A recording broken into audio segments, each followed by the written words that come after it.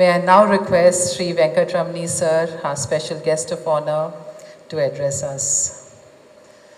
Sir is also a very well-known poet. I want to share the secret, hoping he'll share some poetry today with us.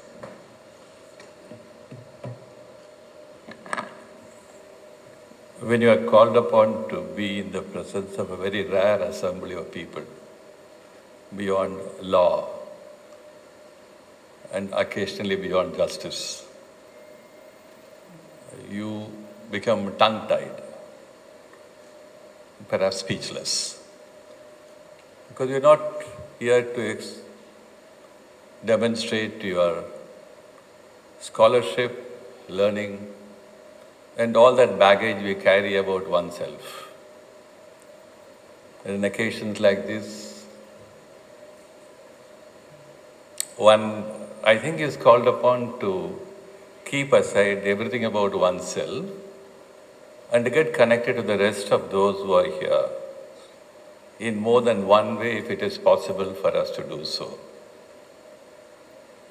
When I have got introduced to Madam Renee Joy very, very recently, and through Mrs. Menon, and when I got a list of achievers and those who are going to be honored today,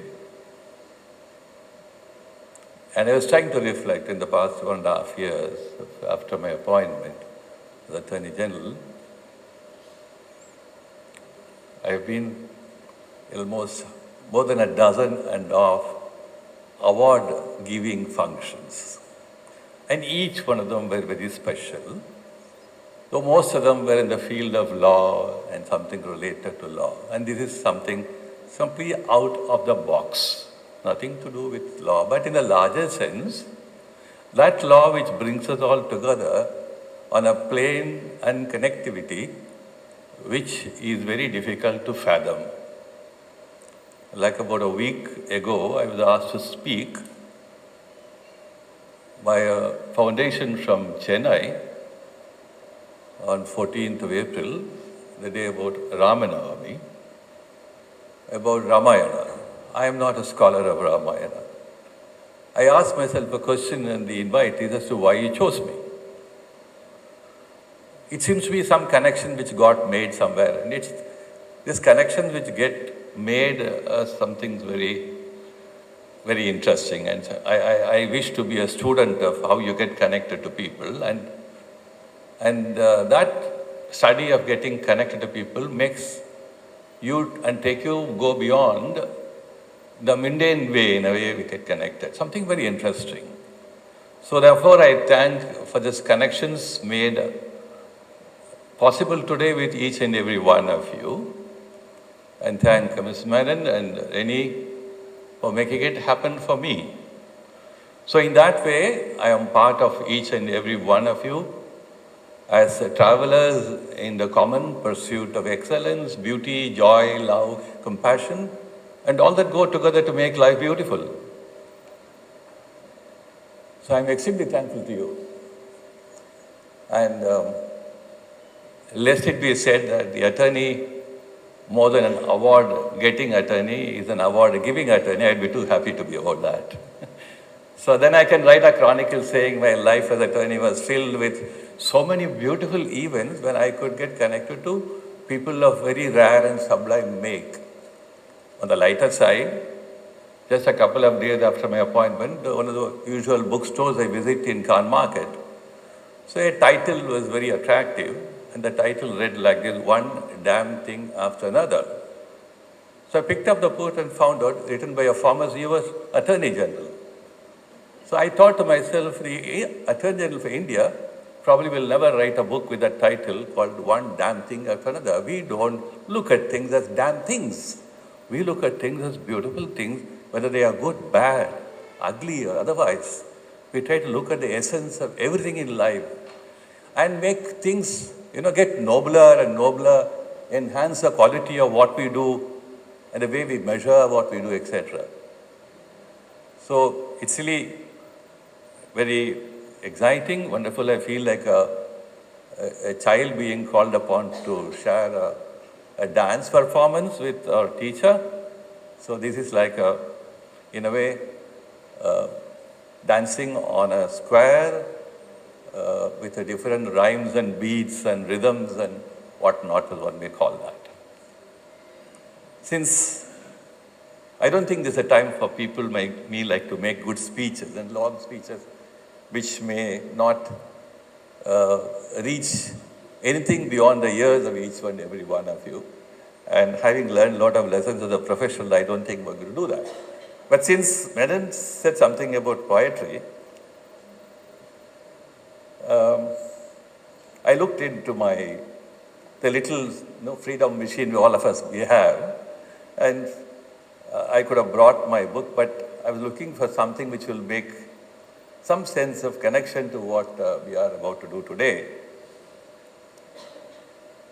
During lockdown, of course, all of us had a lot of time to think for oneself and to think about other things beyond oneself.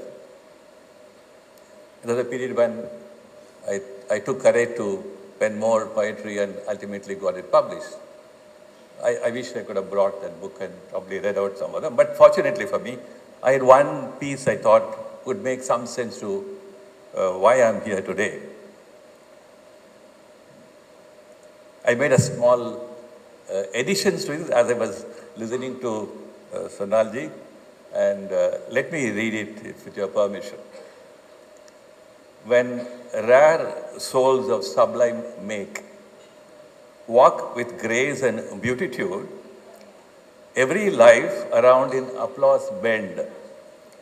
When minds drawn to care for all, walk with silent blossoms of fragrance full. Every hand in vicious wave. When special ways of being talk, in quiet ways do harvest great, who will not in gaiety rush to play, their hearts swell in music big? Who can resist a million greets?